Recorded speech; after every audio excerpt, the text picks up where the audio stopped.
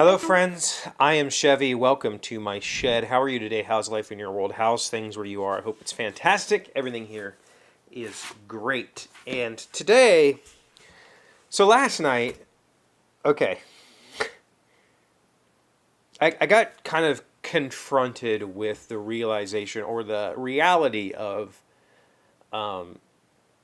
what's left after life. I don't necessarily mean a shell of a person or, whatever. I just mean stuff.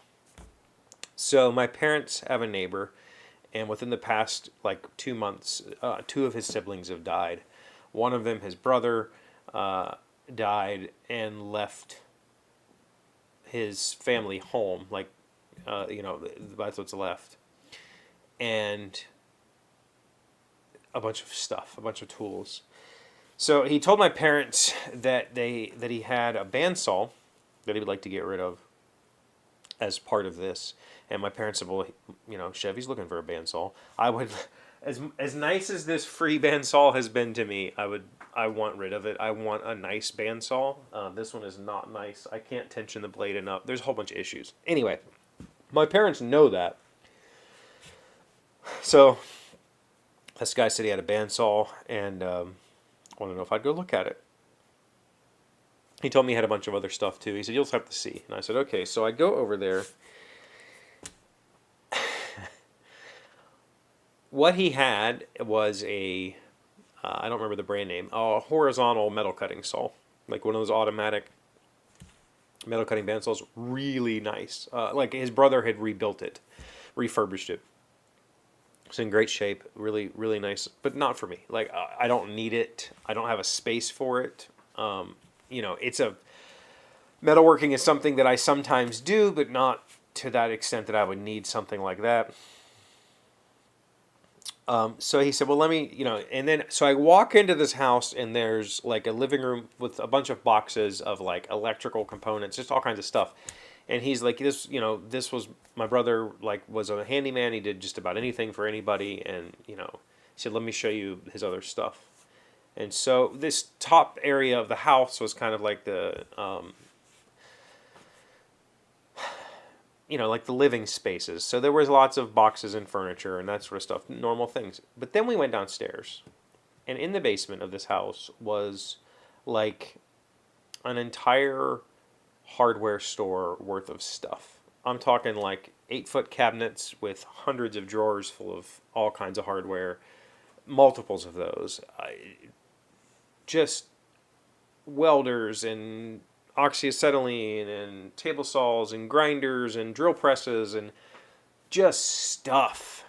We went out on the back porch, materials. We went out on the back porch and there was just piles of wood and metal and huge sheets of metal and just like so much stuff.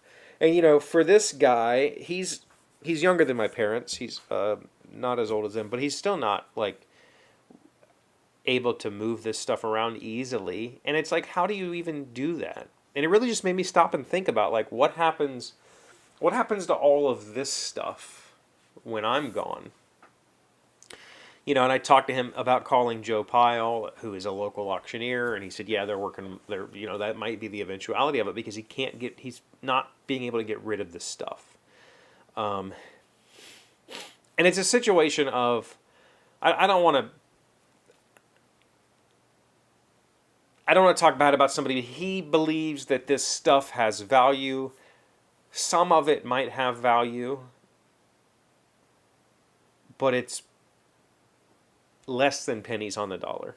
You know what I mean? It's like, for me to take a cabinet full of hardware, the amount of labor and time that I'm putting into it is worth more than the hardware. So I don't want to pay on top of that, right? Like, would I love to have some of that stuff? Yes. But I'm also not willing to pay for it. It's a colossal amount of stuff to move. And it's the same problem they're going to have like with an auctioneer. How do you find somebody who's like, I need an entire house worth of random hardware? He had filing cabinets, like literal filing cabinets stacked on top of each other, just drawers full of tools of all kinds of things, tool cabinets full of stuff. Like, how do you get rid of all of that?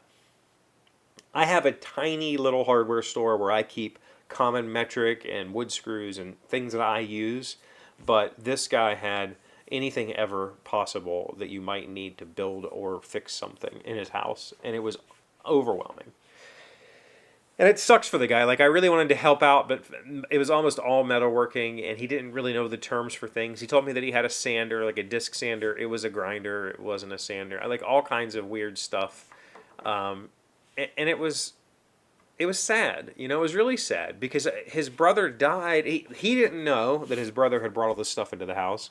His brother died, and it was like, now he's got to deal with loss. His sister recently died, that loss, and now dealing with the cleaning out of all of this accumulation. And how, you know? It was definitely a, like, whoa experience. It was so much. It was a lot to take in. And you know, I would have loved to have said, I'll give you $100 and I'll get a trailer and just load up these cabinets full of hardware. And you know, but where would I put them? I mean, I guess I could put them in here, but I don't have a need or a real want for it. But for $100, it means I never have to go to the hardware store again. Sure, you know. But I think in his mind, it was worth way more than $100, and I mean, it truthfully is in place over years. You know, over years and years and years of going to those drawers and getting things, you're going to save money, but just moving it is worth more than the product. Like, it's worth more than what's in there, you know? It was sad. It was very sad. I didn't end up picking up anything. I saw a couple of things that maybe I could work with. I actually don't have a bench grinder. I have a belt grinder, but I like a little tiny Harbor Freight belt grinder, but I don't have a bench grinder. I don't know that I need one. I used my dad's when I was a kid, but not for anything useful. Like, I don't know what I would use it for.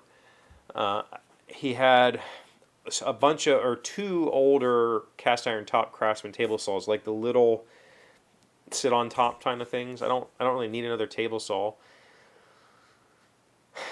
There was just, you know, lots of stuff I would have said, man, I'd like to have that. Will I ever use it? Probably not. Like, and what's the point of buying stuff that I can't use? But I think I'm going to try to find a home for this, this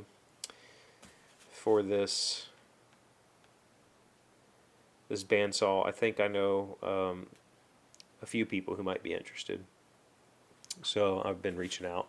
But, man, made me really stop and think about stuff. You know, I have shelves of chemicals and cleaners and accessories for all of my tools. They're all labeled, but, you know, or, you know, like speaker, like soundproofing, like, I don't know, what do my kids do with all of this?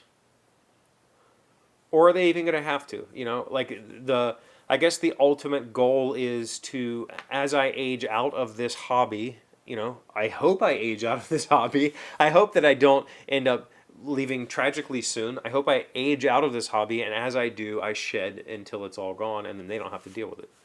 That's the ultimate goal. I don't think it worked. Like, his brother got sick, and that was it. So, sadness, but it's part of growing up. It's part of life. And it'll make me think a little bit more about stuff that I've accumulated over the years. How about you? Are you going to leave behind a mess? Let me know in the comments. Thank you for being here as always. Thank you for liking, commenting, subscribing, being amazing friends and wonderful people. I really appreciate you. And I'll see you again tomorrow. Today's word you should know to sound smart is raze. It is a verb meaning to tear down or demolish. We had to raze our Cape Cod home and rebuild it entirely due to some structural damage in the home caused by high winds. Raze, R-A-Z-E. That's a word I learned from gaming. There was a video game that I loved as a kid. It was DOS. It was called... Man, I've researched this game and found it a few times. I forget what it's called, but you were knights. It was like a turn-based strategy game where you were knights and you could take over castles and then make new knights and make cavalry and make all this stuff, or you could raise the castle to make it useless for other armies. There was like 8 armies. Man, I don't remember the name of that game. It was amazing.